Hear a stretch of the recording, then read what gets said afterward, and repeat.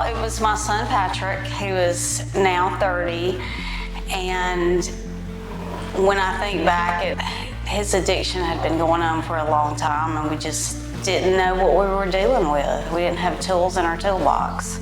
It came to a head about the time he was about 25, 26, when he had his third DUI.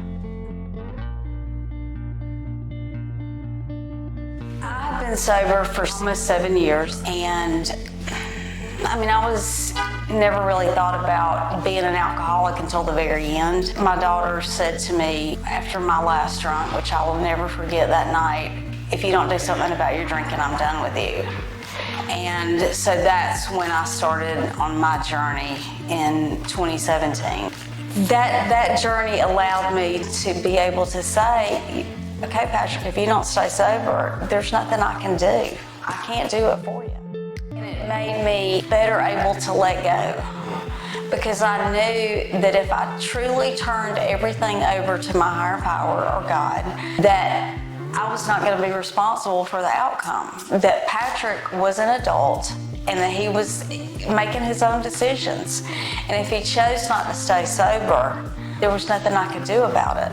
And it made it easier for me to say, if you don't do this, you're not coming back. You're not, and I meant it. As parents, the more we try to bail them out, the deeper their bottom is.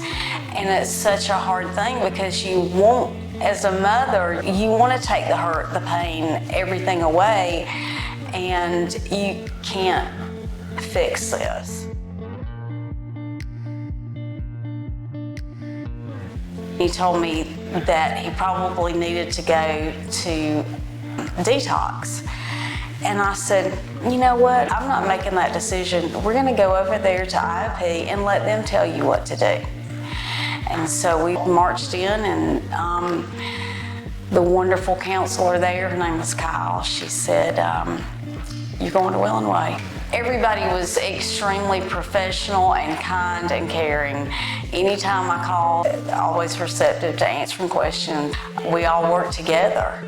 It was just a lot of good communication. They had all the pieces in place. It was just like putting a puzzle together.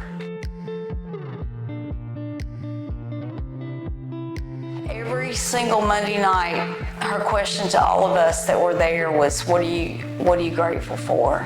And I said every single Monday night that I am grateful that Patrick is safe and sober. Just am eternally grateful for that every single day. He's going back to school. He has a job where he's able to go to college as one of his benefits. And it's just amazing to know that maybe in a year he will have a college degree. It's just a blessing. That's the one thing that has been incredibly significant, is to have a support group. Because you can't cure your loved one. You can't do it for them. And when you work on yourself and get some healthy boundaries, get a lot of tools in your toolbox, you can lay down and sleep at night regardless of what they're doing, and take good care of yourself. It's not easy.